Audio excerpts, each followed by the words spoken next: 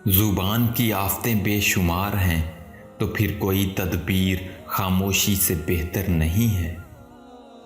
عابدوں کے سوا باقی تمام لوگ خرابی میں ہیں۔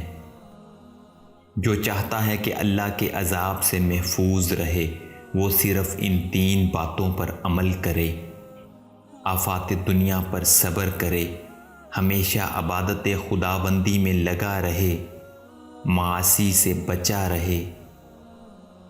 جس شخص کے پاس مال نہ ہو اس کو قناعت اختیار کرنا اور حرص سے بچنا چاہیے، اور اگر مال ہو تو سخاوت اختیار کرے اور حرص سے بچے۔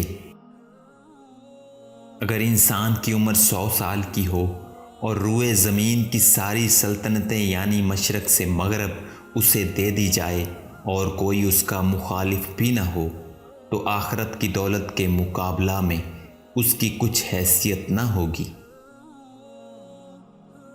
کوئی شخص تیرے دوست کو برا کہے اور تجھے غصہ نہ آئے تو یہ اس بات کی دلیل ہے کہ تجھے اس کے ساتھ اصل دوستی نہیں۔ کلام 4 قسم کے ہیں: خالص نقصان دہ، خالص مفید، نقصان دہ بھی اور مفید بھی، نہ نقصان دہ اور نہ مفید۔ دنیا کی محبت اور ایسی بلا ہے کہ جس سے شاذ و نادر ہی کوئی شخص محفوظ ہوگا، حالانکہ یہی تمام گناہوں کی جڑ ہے۔ بس اس کا علاج مقدم اور سب سے زیادہ ضروری سمجھنا چاہیے۔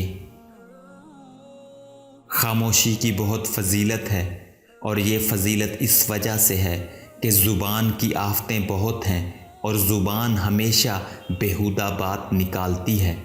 کہنا تو بہت آسان ہے لیکن برے بھلے میں تمیز کرنا دشوار ہے۔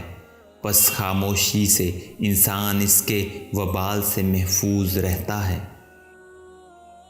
ہر شخص کو اس کی عبادت کا ثواب اتنا ہی ملے گا جیسی اس کی نیت ہوگی۔